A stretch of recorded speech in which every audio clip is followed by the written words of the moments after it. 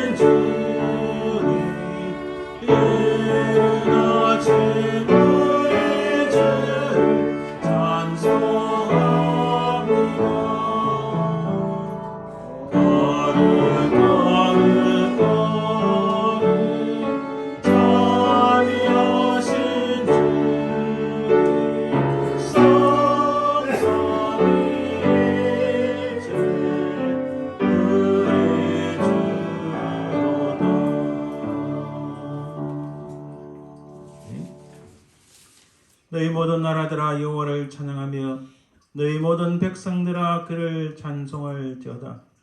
우리에게 행하신 여호와의 인자심이 크시고 여호와의 진실하심이 영원함이로다. 할렐루야. 아멘.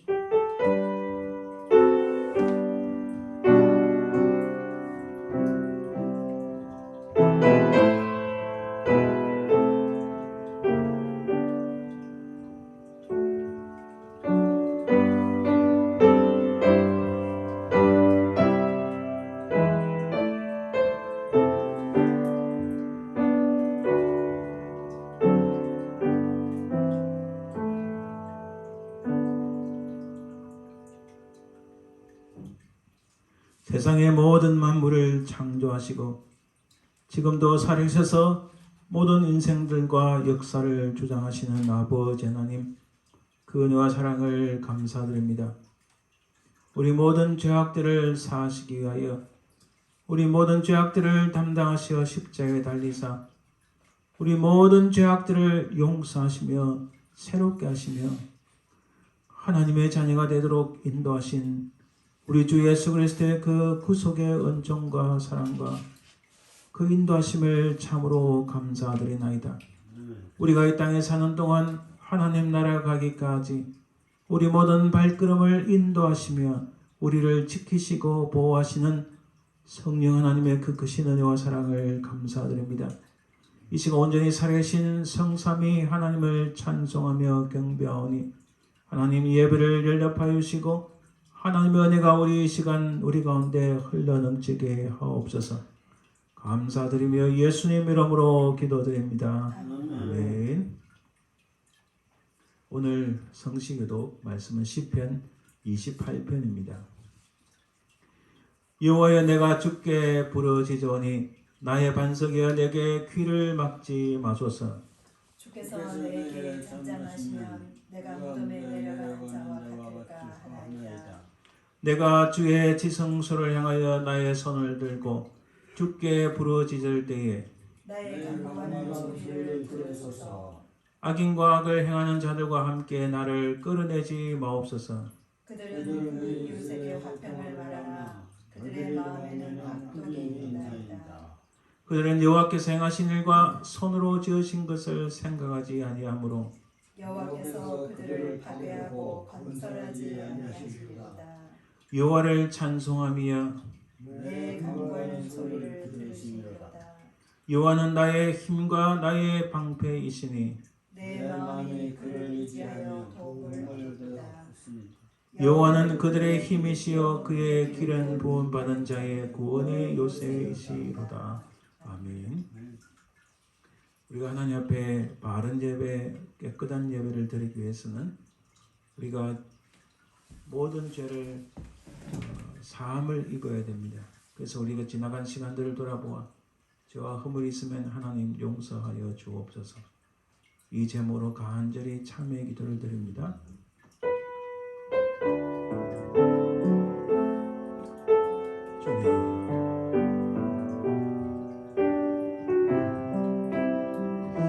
주님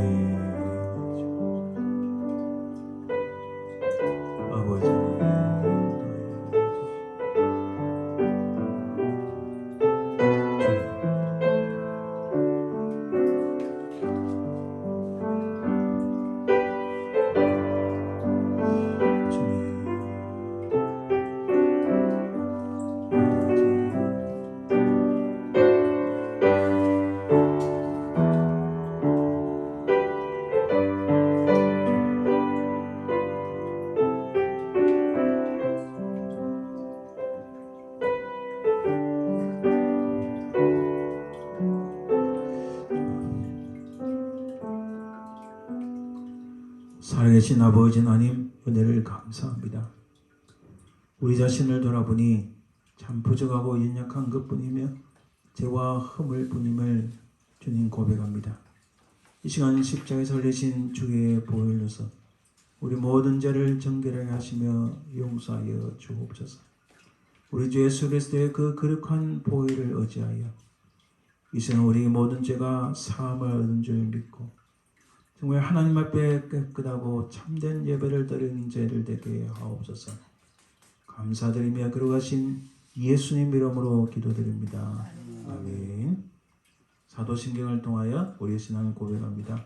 전능하사 천지를 만드신 하나님 아버지를 내가 믿사오며 그 외아들 우리 주 예수 그리스도를 믿사오니 이는 성령으로 잉태하사 동정녀 마리아에게 나시고 본디오 빌라도에게 고난을 받으사 십자가에 못 박혀 죽으시고 장사한 지 사흘 죽은 자 가운데서 다시 살아나시며 하늘에 오르사 전능하신 하나님 우편에 앉아 계시다가 저려서 산자와 죽은 자를 심판하러 오시리라. 성령을 믿사오며 거룩한 공예와 성도가 서로 교통하는 것과 죄를 사하여 주시는 것과 몸이 다시 사는 것과 영원히 사는 것을 믿사옵나이다. 아멘. 이제 우리 찬송 304장 그 크신 하나님의 사랑 찬송드립니다.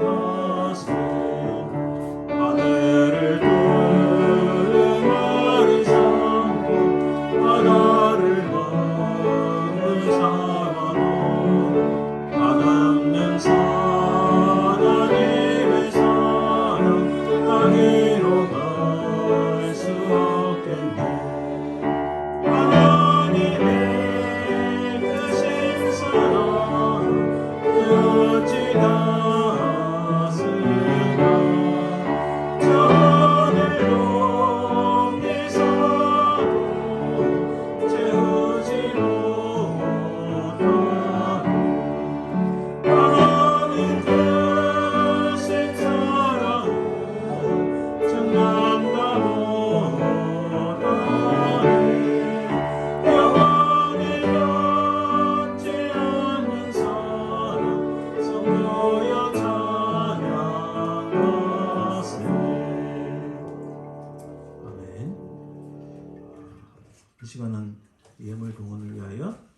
크신 하나님의 사랑 인내하신 구세주라는 찬양을 드리도록 하겠습니다.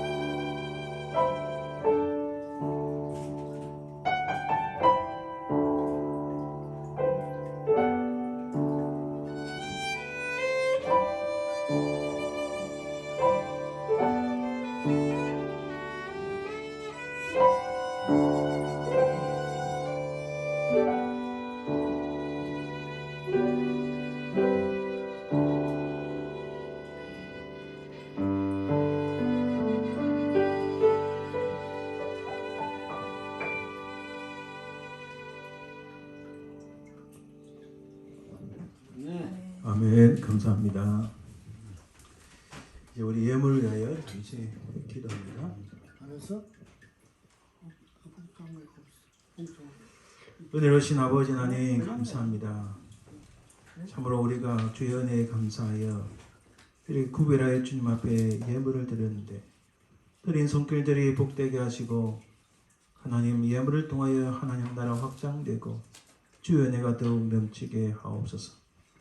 특별히 우리 사랑하는 우리 두 분 집사님에게 건강 주시고 더욱 주의 은혜 가운데 굳게 서게 도와주옵소서. 하나님 감사드리며 걸어가신 예수님 이름으로 기도합니다. 네.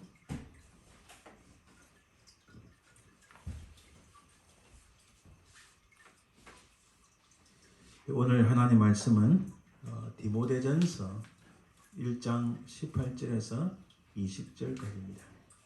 신약성경 337쪽 디모데전서 1장 18절에서 20절 말씀 제가 말씀을 봉독해 드립니다.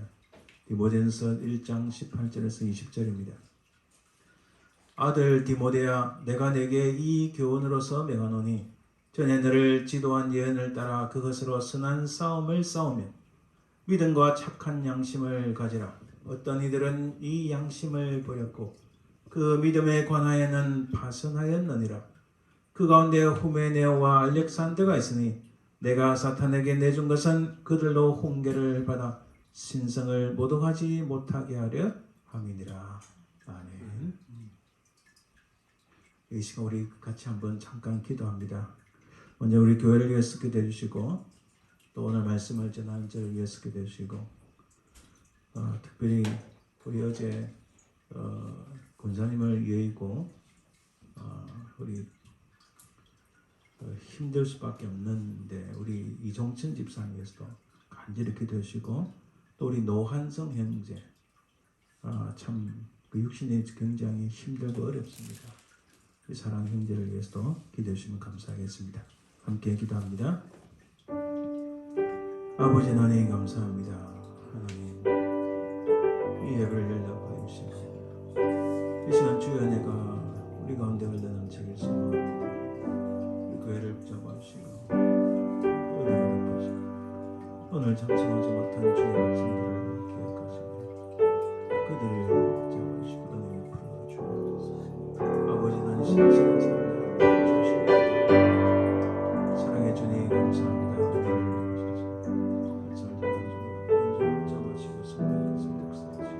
우리 하나님 말씀을 말씀대로 주님 도와주옵소서. 아버지 나의 은혜 주소서. 우리 인생을 하시고 일하시고 세우시고 하나님을 하시고 언제나 내게 말씀을 주옵소서. 아버지 우리 너희를 가시고 영을 불쌍하시옵소서. 사랑해 주님 감사합니다.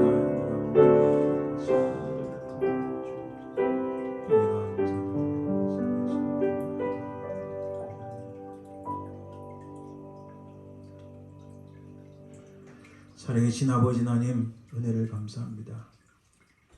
참으로 폐간 이 시대 속에서 우리 교회가 온전히 주의 말씀 가운데 설 수 있도록 인도하옵소서. 아버지 하나님 예배 위에 함께 하시고 오늘 참석하지 못한 주의 백성들 가정가정마다 기억하시고 그들을 축복하옵소서. 사랑해 주님 감사합니다. 우리에게 주님을 섬기는 신실하고 참 하나님의 기뻐하시는 귀한 일꾼들을 우리에게 붙여주시길 간절히 기도하고 합니다. 아버지 하나님 은혜를 부셔서 특별히 우리 사랑하는 고 임정강 권사님을 여인 우리 이종천 집사님 기억하시고 은혜를 베풀어 주옵소서. 육신의 강건함을 허락하시며 그 속에 하나님 나라에 대한 그 소망이 끊이지 않도록 도우시고 온전한 믿음을 허락해 주옵소서. 이 땅에 사시는 동안 기쁨이 있고 늘 감사가 넘치게 하옵소서. 사랑해 주님 감사합니다. 우리 노한성 형제를 기억하옵소서. 때때로는 호흡하기도 힘들고 그 신장을 인하여 그 육신에 많은 고통이 있는데 하나님 은혜를 베푸소서. 사랑 형제를 불쌍히 여기사 그가 곧 아버지 하나님 회복되는 역사가 있도록 도와주옵소서. 오늘 말씀을 전하는 부정한 종을 붙잡아 주시고 하나님의 성령께서 역사하시고 주의 말씀을 전가할 때에 악한 사람에게 틈타지 말게 하시며 오직 하나님의 성령께서 이 말씀을 통하여 우리에게 주의 크신 은혜가 넘치도록 도와주옵소서. 감사드리며 걸어가신 예수님 이름으로 기도드립니다. 아멘. 할렐루야. 아멘. 예, 감사합니다. 오늘은 디모데전서 1장 18절 20절 말씀, 이 파선된 믿음과 양심이라는 제목으로 말씀을 전하고자 합니다. 이 파선이라는 것은 이 광풍이 와서 배가 가라앉은 것을 말합니다. 오늘 본문에 나오는 말씀인데 과연 배가 가라앉은 것 같은 믿음과 양심은 어떤 것인가? 오늘 본문 말씀을 중심으로 살펴보기를 원합니다. 이 미국에 꽤 유명한 그리고 여러 책들을 지어서 아주 센세이션을 일으키신 분이 있습니다. 프란시스 후쿠야마라는 분인데 이분은 일본인 3세 학자입니다. 일본인 3세 학자인데 한 20년 전에 역사의 종말이라는 책을 지었습니다. 사실은 이 한국말로 다 번역이 되지 않은데 영어 번역을 보면은 영어 그 원 제목을 보면 역사의 종말과 최후의 인간이라는 제목입니다. 이 책에서 이렇게 말씀합니다. 그 자유민주주의가 자본주의가 공산주의 혹은 사회주의를 향하여 이길 수 있었던 것은 이 두 가지 욕구를 인간에게 충족시켰기 때문이다. 사실 이 인간의 역사에 사회주의 혹은 공산주의가 등장한 것은 대략 100년이 좀 넘습니다. 120, 30년 됐는데 이 자유민주주의의 체제에서는 경제적인 욕구가 자기가 노력한 만큼 경제적인 욕구를 충족시킬 수 있습니다. 또한 한 가지 더 중요한 것은 다른 사람으로부터 인정을 받을 수 있는 욕구가 누구에게나 있는데 바로 자유민주주의 체제나 자본주의 체제에서는 이것을 욕구를 충족시킬 수 있다는 것입니다. 그러나 사회주의나 공산주의 사회에서는 이 두 가지를 충족시킬 수 없기 때문에 공산주의는 실패할 수밖에 없다고 말씀합니다. 근데 이분이 보다 더 중요한 책을 지었는데 사실은 이 책을 제가 말씀드리려고 합니다. 그는 트러스트라는 책인데 트러스트는 신뢰, 믿음이라는 책입니다. 이분이 이 책에서 하시는 말씀이 무엇이냐면 오케스트라가 있는데 오케스트라에서 지휘자 디렉터가 손으로 신호를 보내면 그 모든 오케스트라 단원들이 한 사람 한 사람이 그 디렉터 그러니까 컨덕터의 지휘자의 사인을 신뢰하고 또 지휘자는 그 모든 연주가들을 신뢰하기 때문에 그 호흡이 딱 맞기 때문에 아름다운 선율의 음악이 나온다는 거예요. 만약에 한 사람 한 사람이 그 지휘자를 그 제대로 신뢰하지 않으면은 이상한 음악이 나오겠죠. 마찬가지로 인간 대 인간의 가장 중요한 것은 신뢰라고 말합니다. 그리고 사회 공동체, 기업이나 혹은 국가 간의 그 모든 비즈니스나 동맹 관계도 이 트러스트, 신뢰가 굉장히 중요하다고 말을 합니다. 저는 이 트러스트라는 이 책을 보고 이 말씀을 보고 인간과 하나님의 관계도 똑같다 하는 생각이 듭니다. 우리가 하나님을 신뢰하고 하나님을 믿으면 하나님께서도 우리를 신뢰하셔서 우리에게 필요를 공급해 주시고 우리 인생을 책임져 주신다는 사실, 그게 바로 사실 성경의 가장 기본적인 백그라운드와 바탕입니다. 그래서 신뢰의 관계는 너무나 중요하다는 사실. 가정 안에서도 부부 간의 신뢰가 없으면 그 가정이 깨집니다. 부모와 자식 간의 신뢰가 없으면, 트러스트가 없으면 그 관계는 깨어지고 맙니다. 사실 오늘 본문의 말씀은 이 신뢰, 곧 믿음과 관련된 내용입니다. 제가 한 가지 질문을 드리면 한번 잘 들어보세요. 누가 더 좋은 아버지일까요? 좋은 아버지는 이렇게 말씀합니다. 자녀에게 싸우지 말고 참으라고 가르치는 아버지가 좋은 아버지일까요? 야, 너 무슨 일이 있어? 좀 참아. 싸우지 마. 이렇게 가르치는 아버지가 좋은 아버지일까요? 아니면은 자녀에게 싸우라고 권하면서 싸움에서 이기는 방법도 가르치고 어떻게 상대를 제압할 수 있는지를 가르치는 이 아버지가 좋은 아버지일까요? 그래서 우리 이 집사님 어떻게 생각하십니까? 어떤 아버지가 야 싸우지 마 하는 아버지가 좋은 아버지일까요? 아니야 너 필요하면 싸우되 반드시 이겨. 그래서 싸움을 가르치는 기술도 가르치고 방법도 가르치고 이것은 뭐 육체적인 싸움뿐만 아니라 사실 우리 사회 자체는 생존을 위한 싸움의 현장이니까 사회에서 어떻게 하면 성공하는가 그것도 가르치고 남을 딛고 남을 무너뜨리고 내가 올라서는 방법을 가르치는 이 아버지가 좋은 아버지일까요? 과연 누가 더 좋은 아버지인지 사실 참 판단하기 어렵습니다.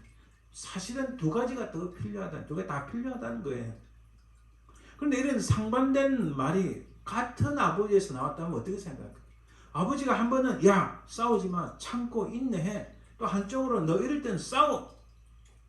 상대방을 무너뜨려서라도 싸워 하는 이 아버지가 같은 아버지가 반대되는 말씀을 하셨다면 어떨까요? 아버지를 신뢰한다면 믿는다면 왜 이렇게 다르게 이야기하실까? 왜 이렇게 다르게 말씀하실까 하는 이유를 생각해 봐야 됩니다.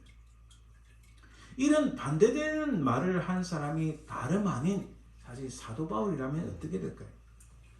가만히 보세요. 사도 바울도 이 두 가지 이야기를 다 합니다. 오늘 본문에서 우리가 1장 18절에 보면 디모데를 향하여 이렇게 말씀합니다. 아들 디모데야 선한 싸움을 싸우며 선한 싸움을 싸우라고 이야기합니다. 근데 오늘 디모데전서 2장 8절에 보면 조금 지나서 보면 그러므로 각처에서 남자들이 분노와 다툼이 없이 거룩한 손을 들어 기도하기를 원하노라. 여기서도 다투지 말라고 하셨는데 다른 말씀을 보면 빌립보서 2장 3절에 아무 일에든지 다툼이나 허영으로 하지 말고 다투지 말라고 말을 합니다.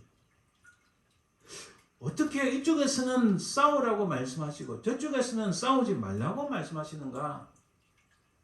그것도 사도 바울 한 분이 그 유명한 하나님의 사도인 바울이 이렇게 다른 말을 할 수 있을까? 그 이유를 우리가 곰곰이 되새겨 봐야 됩니다. 오늘 18절에 이렇게 말씀합니다. 아들 디모데야, 디모데는 바울에게 영적인 아들과 같은 존재였습니다. 육신적인 아들은 아니었지만은 이 디모데를 훈련시키고 젊은 목회자가 되도록 가르치고 또 그를 아들처럼 생각한 사람이 바로 바울이었습니다. 이 아들 디모데야 말씀하시면서 선한 싸움을 싸우라라고 말씀합니다. 그리고 오늘 본문 6장 12절에도 똑같은 말씀이 나옵니다. 믿음의 선한 싸움을 싸우라. 영생을 취하라. 이를 위하여 내가 부르심을 받았고 많은 정인 앞에서 선한 정언을 하였도다. 사실 이 디모데전서 지금 1장 18절과 6장 12절에서는 싸우라고 말하는데 아까 2장 8절에서는 다투지 말라고 했는데 도대체 무슨 상황일까요? 여기서 선한 싸움이란 과연 무슨 뜻일까요? 이렇게 말씀합니다. 18절에 전에 너를 지도한 예언을 따라 이렇게 말씀하는데 그게 과연 무슨 말씀일까요? 4장 4절에 보면 이렇게 말씀합니다. 내 속에 있는 은사 곧 장로의 회에서 안수받을 때에 예언을 통하여 받은 것을 가볍게 여기지 말며. 자, 이겁니다. 사도 바울이 디모데에게 하신 말씀 이겁니다.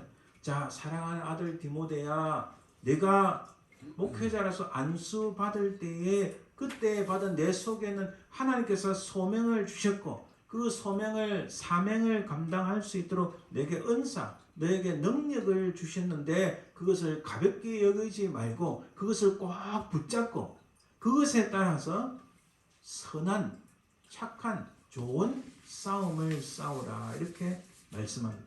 결국 선한 싸움은 하나님을 위한 일임을 알 수 있습니다. 하나님을 위한 일임을 알 수 있습니다. 하나님을 위한 일이 과연 무엇일까요? 저도 목사로서 가장 중요한 사명은 주님을 알지 못하는 영혼이 있다면 그 사람을 위하여 제 것을 손해보더라도, 때로는 시간을 투자하더라도, 때로는 마음이 상하는 일이 있더라도 그 영혼이 주님을 만날 수 있도록 부단히 노력하고, 또 그 영혼이 악한 것을 취하지 않도록 충고하고 돕고 기도하는, 바로 그러한 것들이 선한 싸움이라는 겁니다. 또 좀 더 확장해서 혹시 불의한 일이 있고, 이것은 누가 보더라도 악한 일인데, 이 악한 일에 누가 악한 일을 한다면 이것은 악한 것입니다 라고 외치면은 손해가 있고, 많은 사람들로부터 좀 제재를 받기도 하고 괜히 다른 사람들 이상한 오해를 받을 수 있는 상황이 있다 할지라도 이것은 하나님의 법칙에서 틀린 겁니다. 이것은 국가가 만든 법률에서 잘못된 것입니다.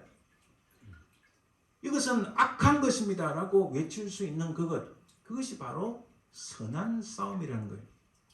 그래서 사도 바울이 아들 디모데야, 네가 처음 안수를 받을 때, 네가 처음 하나님의 사명을 받았을 때 내가 하나님께로부터 받은 그 능력, 그 선한 은사, 이런 것들을 무시하지 말고 그것을 꼭 잡고 그것에 따라서 선한 싸움을 싸우라. 이 선한 싸움은 하나님을 위한 일인데, 복음을 전하고 영혼을 살리고 하나님의 정의와 하나님의 진실과 공의를 선포하고 가르치고 세상을 향하여 말씀을 전하는, 바로 이것이 선한 싸움이라는 사실입니다. 그래서 선한 싸움의 핵심은 19절에 이렇게 말씀합니다. 믿음과 착한 양심을 가지라. 어떤 이들은 이 양심을 버렸고 그 믿음에 관하여는 파선하였느니라.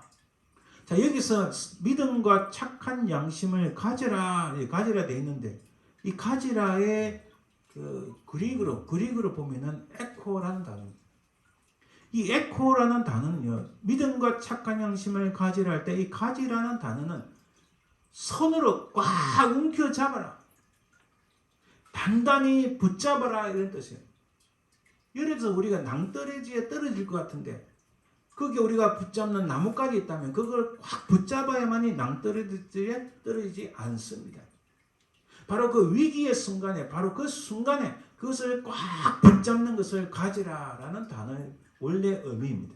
그래서 믿음과 착한 양심을 어떤 상황에서도 놓지 말고 그것을 꽉 붙잡고 단단히 붙잡고 있으라라는 말씀입니다. 그런데 어떤 이들은 이 양심을 버렸고라고 말합니다. 이 버렸고라는 이 그 그리스의 원래 성경 원문에는 아포데이마이라는 단어를 썼어요. 이 단어는 옳은 것, 저게 좋은 것, 저게 선한 것, 저게 옳다는 것을 알면서도 그냥 막 밀어내는 거예요. 밀쳐내는 것을 의미합니다. 자, 오늘 19절 말씀을 다시 쉽게 말씀드리면 이렇습니다. 믿음과 착한 양심을 가질 수 있도록, 그것을 가지도록 꽉 붙잡아라. 그런데 어떤 사람들은 이 양심을, 자기가 이 양심이 옳다는 거, 내가 이렇게 해야 되는 걸 알고 있음에도 불구하고 그것을 내뿌리치고 밀쳐내버리고 그것을 버리는 그런 사람들이 있다, 이렇게 말씀합니다. 우리가 이제는 팬데믹이 이제 거의 끝났지만 작년 한 해를 지나고 올해 이러면서 1년이 넘는 세월 동안에 팬데믹에 여러 가지 불편하고 어려운 점도 있었지만, 그러나 제가 가만히 관찰해 보니까 우리에게 유익한 부분도 있다는 것을 발견했습니다. 여러분, 연못이 고요합니다. 그 고요한 연못에 작은 돌을 탁 던지면 이 파장이 그렇게 크지 않습니다. 동그란 파장을 착 그리지만 큰 돌을 탁 던지면 파장이 일어나서 그 연못의 밑에 있던 찌끄러기 같은 것들, 밑에 가라앉는 것들이 확 올라옵니다. 사람이요, 어려움을 당했을 때, 내게 이머전시 응급 상황이 발생했을 때, 내 주머니에 내 지갑에 돈 한 푼 없을 때, 내 어카운트에 모든 것이 있는 돈이 다 날아가 버렸을 때, 파산했을 때, 배가 가라앉는 그 순간에 그 사람들의 진짜 모습이 나오는 거예요. 그래서 사람을 평가할 때요, 잘 될 때 평가하는 게 아니라 가장 힘들 때 그 사람을 보면 진짜인지 가짜인지 구분할 수 있다는 거예요. 이 말씀을 듣는 분들은 저보다 더 연세가 많아서 더 많은 경험을 하셨지만 저도 짧지 않은 인생 가운데서 이런 경험이 많습니다. 제가 잘 되고 주머니에 돈이 두둑하고 밥을 살 수 있을 때는 별 어려움이 없어요. 친구들, 사람들과의 관계가 어렵지 않아요. 그러나 힘들고 어려울 때는 사람들이 떠나고 그렇게 가까이 있다는 사람들, 관계했던 분들, 친구들 진짜 모습을 보게 됩니다. 이 팬데믹 시즌이 지나면서요, 우리 교회 안에서도, 우리 기독교 크리스찬이라고 하는 이 안에서도, 공동체 안에서도 진짜 믿음을 가진 사람이 누구고, 수십 년 동안 성경책을 끼고 다녔지만 가짜가 누구인지 분명히 드러납니다. 크리스찬뿐만 아닙니다. 한국이든 미국이든 목사들 앞에도 이 어려움이 딱 오니까 진짜가 누군지 가짜 목사가 누군지 딱 드러나는 거예요. 벌써 말이 달라집니다. 오늘 사도 바울이 하시는 말씀이 이래요. 분명히 힘들고 어려운 일이 발생할 것이다. 그런 가운데 아들 디모데야, 네가 처음 하나님의 사명을 받고 안수받을 때에 받았던 하나님의 그 능력, 하나님의 그 은혜를 잊지 말고 그걸 꽉 붙잡고 그것을 가지고 선한 싸움을 싸우라. 네가 믿음과 착한 양심을 꽉 붙잡고 있어라. 그런데 어떤 사람들은 이 어려움이 오니까 그 양심을 버렸다. 내가 이게 옳다는 거 알지만 그것을 내팽개쳤다. 발로 차버렸다. 이런 말씀인 거예요. 실제로 그런 일들이 많이 일어나는 것을 지난 1년 넘는 세월 동안에 많이 봤습니다. 그리고 그렇게 말합니다. 그 믿음에 관하여는 파선하였느니라. 믿음이 있다고 말을 하지만 그 사람들은 배가 가라앉은 모습과 똑같은 것이다 라고 말씀합니다. 이 선한 싸움의 핵심은 어디 나오나요? 창세기 15장 1절에 6절 보면 이렇게 말씀합니다. 1절과 2절만 읽으면 이후에 여호와의 말씀이 환상 중에 아브라함에게 임하여 이르시되 아브라함아 두려워하지 말라. 나는 내 방패요 너의 지극히 큰 상급이니라. 아브라함이 이르되 주 여호와여 무엇을 내게 주시려 하나이까. 나는 자식이 없사오니 나의 상속자는 이 다메섹 사람 엘리에셀이니이다.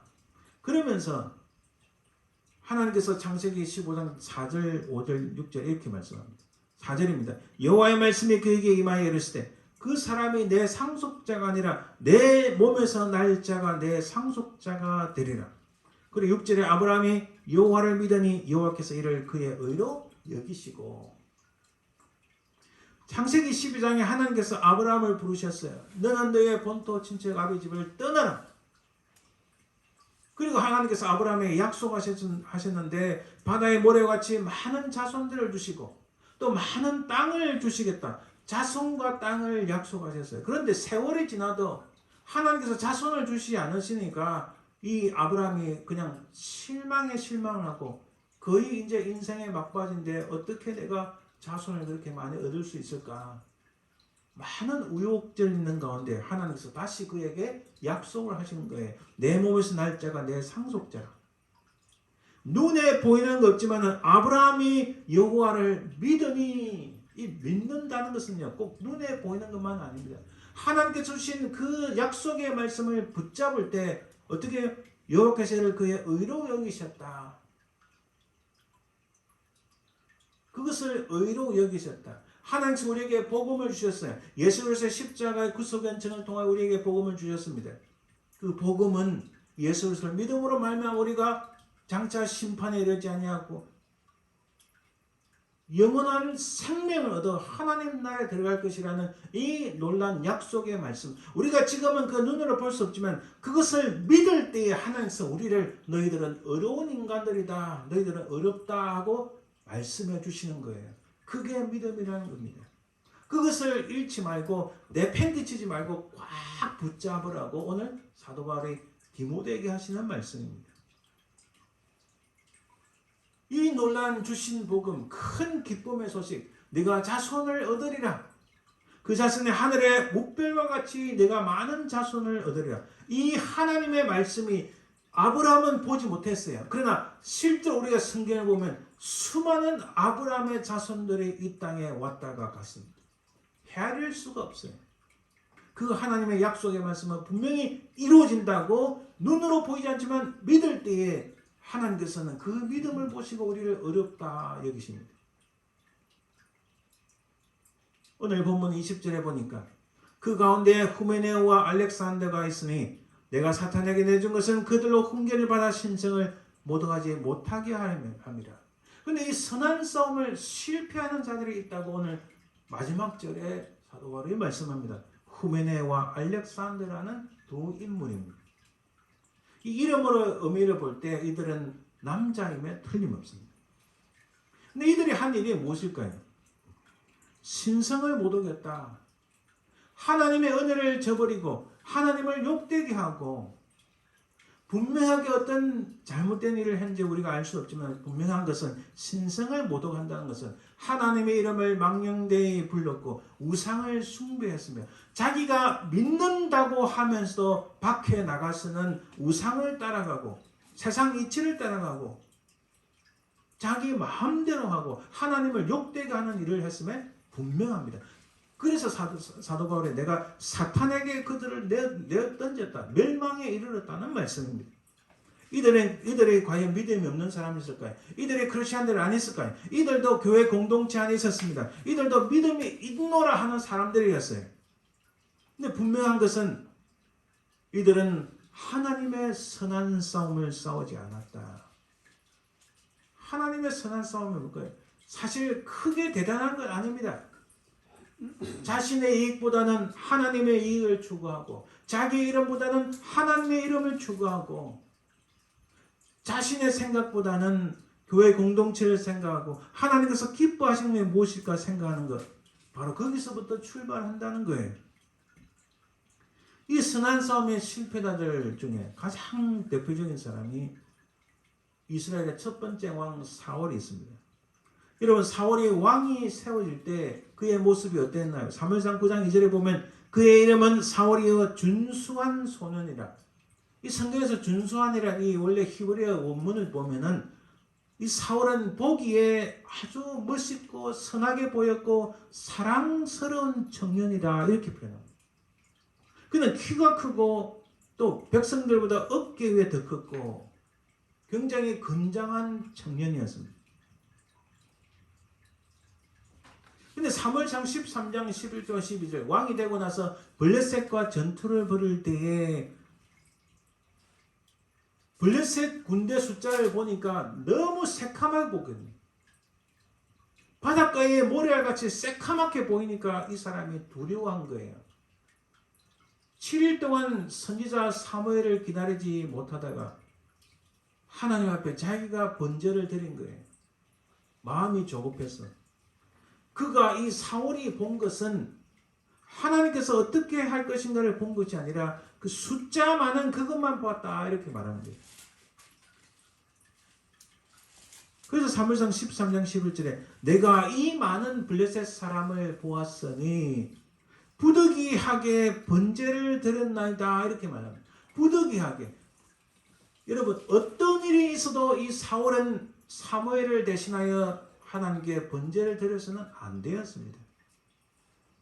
어떤 일이 있어도 우리가 믿음과 선한 양심을 알면서도 내밀어내고 쫓아버리고 그것을 거절하고 그것을 던져버리는 것은 우리 말은 부득이하게 할 수 없이 어쩔 수 없이 하지만 하나님 앞에서는 그 변명이 통하지 않는다는 거예요. 그래서 그는 선한 싸움에 실패를 합니다.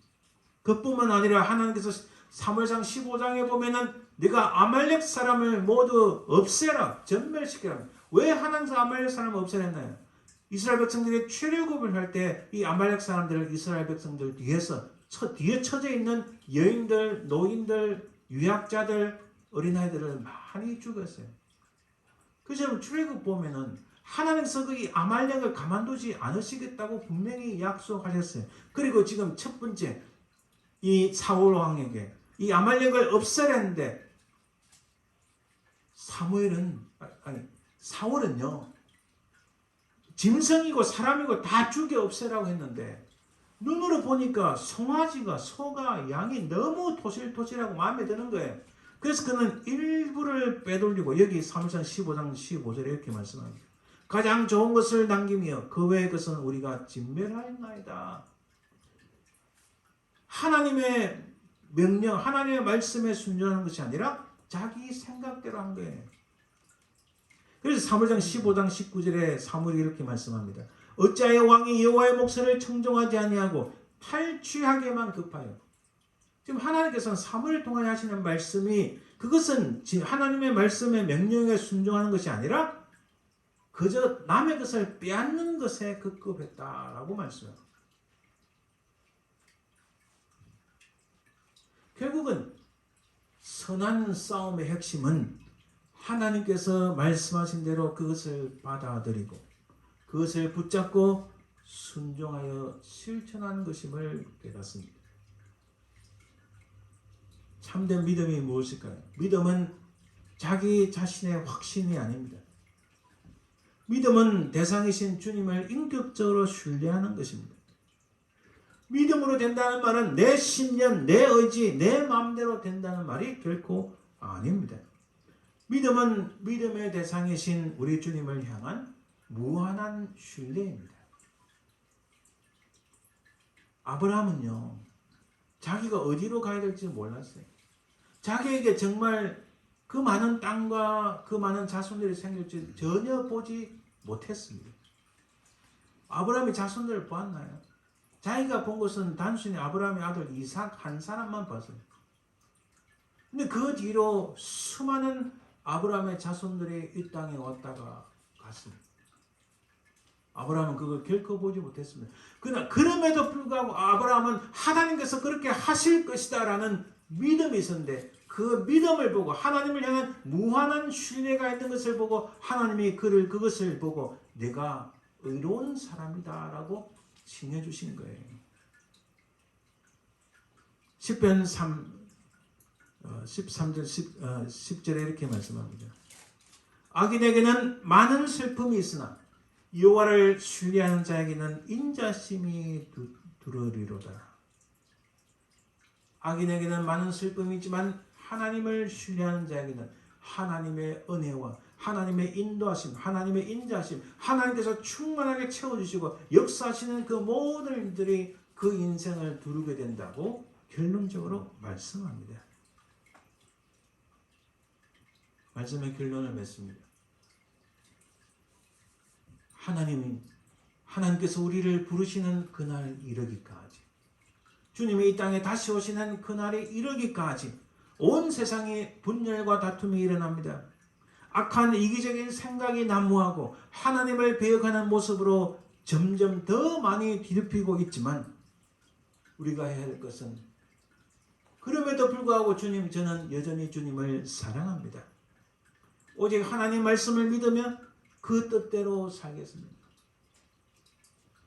우리 눈에는 보이지 않지만, 이 육체의 눈에는 보이지 않지만 우리 주 예수 그리스도의 그 십자가의 은혜로 말미암아 우리가 생명을, 영원한 생명을 얻었고 장차 심판을 받지 아니하며 영원하신 하나님 나라 그 땅에, 그 천국에 들어가게 될 줄 믿습니다. 그게 하나님을 향한 무한한 신뢰입니다. 그것을 보시고 하나님께서 우리를 향하여, 우리는 아무것도 아니로되 하나님께서 우리를 향하여 너희들은 의로운 사람이다 라고 말씀해 주시는 거예요. 오늘 사도 바울이 그 사랑하는 아들 디모데에게 하신 말씀이 바로 그겁니다. 세상에 네가 알지 못하는 수많은 것들이 일어날 것이다. 그런 가운데 믿음과 선한 양심을 끝까지 붙들어라. 이 양심을 저버린 사람들은 그걸 트래쉬로 여겨서 똥으로 여겨서 그것을 내던질 것인데 그런 사람들은 하나님을 모독하는 것이다 라고 말씀합니다. 지금 금세기도 정말 하나님을 배역하는 수많은 것들이 일어나고 있습니다. 이루 다 말할 수가 없습니다. 아까 초대에 말씀드린 후쿠야마라는 학자가 개인이 개인과의 관계 속에서 성공하고 기업이 기업과의 관계 속에서 성공하고 국가가 국가의 관계 속에서 성공하려면 무한한 신뢰가 필요하다. 이분이 하나님을 믿는지 안 믿는지 그는 모르겠어요. 그러나 그 개인이 한 학자가 그렇게 말씀할지인데 하나님을 신뢰하고 믿는 우리가 하나님과의 관계 속에서 무한한 신뢰를 드려야 되지 않을까. 이 하나님께 무한한 신뢰를 드리는 바로 그에게 하나님께서는 우리를 어렵다 하실 줄 믿습니다. 그날에 이르기까지 끝까지 하나님을 무한히 신뢰하시는 저와 여러분들 되시기를 주님의 이름으로 축원드립니다. 기도합니다. 사랑의 주님 감사합니다. 아버지 하나님, 세상에는 많은 다툼이 있고 분열이 있고 하나님을 배반하는 수많은 모습들이 이 땅에 등장하지만 우리는 어찌하든지 끝까지 우리 하나님만을 신뢰하며 우리 하나님을 향한 믿음이 끊이지 아니하고 온전한 반석 위에 선 믿음으로 승리하는 저희들 되게 도와주옵소서. 감사드리며 예수님 이름으로 기도합니다. 아멘. 잠시 광고 말씀드리면 우리 다음 주에 또 함께 모여서 예배를 드리는데 시간 오전 11시입니다. 어제 우리 고 임정남 권사님 장례 예식을 하나님 은혜 가운데 잘 마쳤습니다. 우리 이종선 집사님 하나님의 크신 은혜가 늘 임하길 바라고 또 무엇보다도 건강하시길 바라고 또 무엇보다도 그 속에 은혜가 있어서 늘 기쁨으로 살아가시는 이 집사님 되시길 바라고 우리 모든 분들 많이 위로해 주시면 감사하겠습니다. 이제 찬송 545장 인혼의 아무 증거 안에 배워도 찬송드립니다.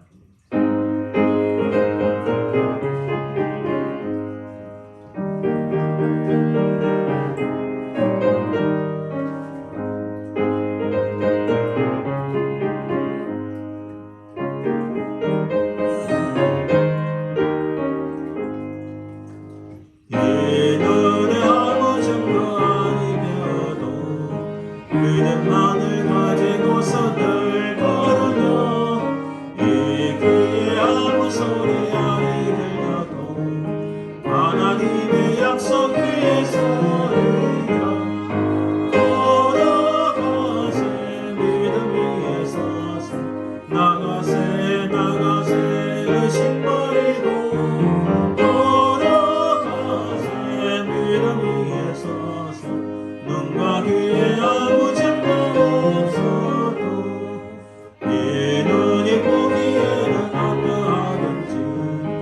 이미 얻은 정근의 늘 믿으며 이 맘에 의심 없이 살아갈 때에 우리 소원 주 안에서 이루리 걸어가세 믿음 위에 서서 나가세 의심 버리고 걸어가세 믿음 위에 서서 눈과 귀에 아무 점도 없어도 주님의 거룩함을 두고 맹세한 주 하나님 아버지는 참 예쁘다.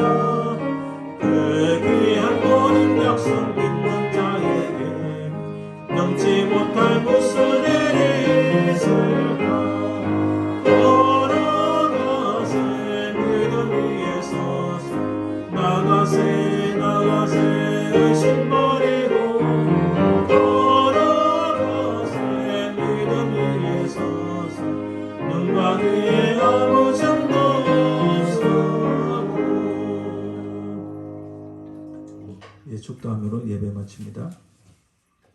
지금은 살아계신 우리 주 예수 그리스도의 은혜와 아버지 하나님의 그 크신 사랑과 성령의 동하심, 인도하심, 역사하심이 온 세상이 하나님을 배역하고 악한 것들이 판을 치는 이 땅이지만, 하나님의 평강이 없는 이 땅이지만 진정한 하나님의 샬롬을 맛보며 끝까지 믿음으로 승리하길 소망하는 모든 주의 백성들을 위해, 그 자손들을 위해, 그 삶의 현장 위에 지금도 영원토록 항상 함께 있을지어다.